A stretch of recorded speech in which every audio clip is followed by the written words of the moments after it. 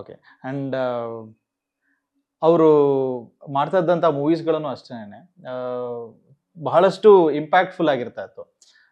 ಇವಾಗ ಅಣ್ಣವರೇನೇ ಆಗಲಿ, ಒಂದು ವರ್ಷಕ್ಕೆ 14 ಸಿನಿಮಾನ ರೆಡಿ ಮಾಡಿ ರಿಲೀಸ್ ಕೂಡ ಮಾಡಿರ್ತಾ ಇದ್ರು.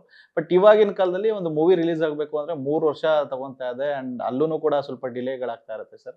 ಇಸ್ ಇಟ್ ಲೈಕ್ ಮೂವಿ ಮೇಕಿಂಗಲ್ಲಿ ನಾವೆಲ್ಲ ಒಂದು ಕಡೆ ಜಾಸ್ತಿ ಟೈಮ್ನ ತಗೊತಾ ಇದೀವ, ಅವ್ರು ರಿಲೀಸ್ ಮಾಡೋದಕ್ಕೆ ಈ ಡೇಟ್ ಬೇಕು ಅಂತ ಹೇಳಿ ನಾವು ವೆಯ್ಟ್ ಮಾಡ್ತಾ ಇದೀವ, ಅಥವಾ ಹೀರೋದು ಮಾರ್ಕೆಟ್ ವ್ಯಾಲ್ಯೂ ಜಾಸ್ತಿ ಆದಮೇಲೆ ನಾವು ಈ ಥರ ಮೂವೀಸ್ಗಳನ್ನು ರಿಲೀಸ್ ಮಾಡ್ತೀವಿ ಅನ್ನೋದಕ್ಕೋಸ್ಕರ ನಾವು ಆ ಒಂದು ಗ್ಯಾಪ್ನ ಕ್ರಿಯೇಟ್ ಮಾಡ್ತಾ ಇದ್ದೇವೆ ಹೇಗೆ ಅಂತ? ನಿನ್ನೆ ನಾನು ಪವನ್ ಕಲ್ಯಾಣ್ ಅವ್ರದ್ದು ನೋಡ್ತಾ ಇದ್ದೆ.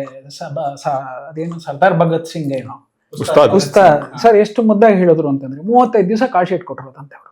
2 ವರ್ಷ ಸಿನಿಮಾ ಮಾಡಿರೋದು, ಮಾಡಿ ಬಿಟ್ಟು ಏನೇನೋ ಹರೀಶ್ ಅವ್ರು ಏನೋ ಟ್ರೈ ಮಾಡಿ ಎಲ್ಲ ಆದ್ಮೇಲೆ ಲಾಸ್ಟ್ ಇದನ್ನ ಟ್ರೈ ಮಾಡ್ತೀವಲ್ವಾ ಹರೀಶ್ ಅಂತಂದ್ರೆ, ಸರಿ ಒಂದು ಕೆಲಸ ಮಾಡಿ ನಂಗೆ 35 ಡೇಸ್ ಕೊಡಿ, ಬೇರೆ ಕಥೆಯನ್ನೇ ಮಾಡ್ತೀನಿ. 35 ಡೇಸ್ ಸಿನಿಮಾ ಮುಗಿಸಿದ್ರು. Flop and hits are left to destiny, ಅದ್ ಬಿಟ್ಬಿಡೋಣ. ಅಕ್ಷಯ್ ಕುಮಾರ್ ಇವತ್ತು ತಗೊಳ್ಳಿ, ನಾನು ಅದೇ ಹೇಳ್ತಾ ಇದ್ವಲ್ಲ, ಅಣ್ಣವ್ರಾಗಿರ್ಬೋದು, ಅಣ್ಣವ್ರ ಜೊತೆ ದರ್ಶನ್ ಅವ್ರು ಹೇಳಲ್ಲ 70 ದಿವಸ ಡೇಟ್ ಕೊಡ್ತೀನಿ, ಅದ್ಮೇಲೆ ಯಾರು ಕೊಡಲ್ಲ. ನಾನು ದರ್ಶನ್ ಓಪನ್ ಆಗುತ್ತೆ ತಾನೇ ಮಾಡ್ತೀರಾ? ಈಗ ಮಿಲನ ಪ್ರಕಾಶ್ ಅವ್ರು ಪ್ಲಾನ್ ಮಾಡಿ ಮಾಡ್ತಾನೆ, ಬೇರೆಯವ್ರ ಕೈಲಿ ಯಾಕೆ ಮಾಡಕ್ಕಾಗಲ್ಲ? ಅವ್ರು ಕೇಳಿದ್ರಲ್ವಾ? ಆಮೇಲೆ ಕೋಟಿಗೊಬ್ಬ ಮಾಡಿದಾಗ ನೀವು ನಂಬ್ತಿರೋ ಇಲ್ವೋ, ಬೆಳಗ್ಗೆ ಮುಹೂರ್ತ ಮಾಡ್ತಾರೆ, ಸಂಜೆ ಆಡಿಯೋ ಫಂಕ್ಷನ್ ಮಾಡ್ತಾರೆ. ಮುಹೂರ್ತ ಬೆಳಗ್ಗೆ, ಸಂಜೆ ಆಡಿಯೋ ಫಂಕ್ಷನ್. 53rd ಡೇಗೆ ಸಿನಿಮಾ ರಿಲೀಸ್.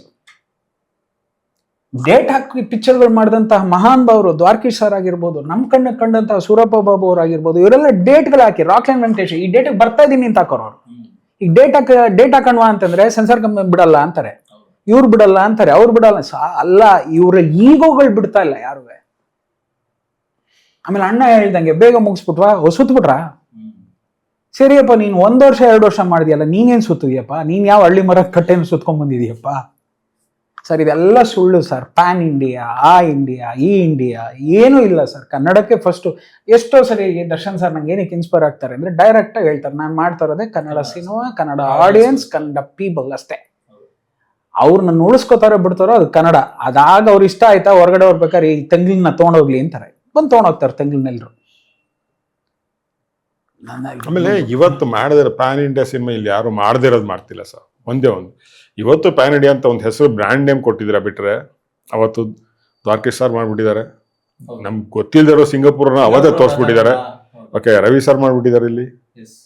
ರಾಮ ಎಂಟರ್ಪ್ರೈಸಸ್ ಮಾಡಿದಾಗ ಸಿನಿಮಾ ಇಲ್ಲಿಂದ ಬಂದು ಡಬ್ಬಿಂಗ್ಗೋಸ್ಕರ ತಗೊಂಡೋದವ್ರು ಹೇಳ್ತಾ ಇರೋದು ಇಂಟರ್ನ್ಯಾಷನಲ್ ಸ್ಟ್ಯಾಂಡರ್ಡ್ಸ್ ಆಫ್ ಶೂಟಿಂಗ್ ಬಿಡೋಣ. ನಾನು ಹೇಳ್ತಾ ಇರೋದು ಪ್ಯಾನ್ ಇಂಡಿಯಾ ಅಂತಂದ್ರೆ ಅಟ್ ಎ ಟೈಮ್ ಎಲ್ಲ ಆಲ್ ಓವರ್ ದ ಇದು ಏನಿದೆ ಸ್ಟೇಟ್ಸ್ ಏನಿದೆ ಅದೆಲ್ಲ ರಿಲೀಸ್ ಮಾಡೋದು ಅಂತ ಏನ್ ಹೇಳ್ತಾರೆ. ಅವತ್ತಿಗೂ ನಡೆದಿದೆ. ಲಾಕಪ್ ಡೆತ್ ತಗೊಳ್ಳಿ, ನಮ್ ಕಣ್ಣು ಎದುರುಗಡೆ ಇದೆ. ಪಾರ್ಲೆಲ್ಲ ಶೂಟ್ ಮಾಡಿದಂತ AK-47 ತಗೊಳ್ಳಿ, ಅದಕ್ಕಿಂತ ಒಂದು ಪ್ಯಾನ್ ಇಂಡಿಯಾ ಬೇಕಾ ನಿಮ್ಗೆ?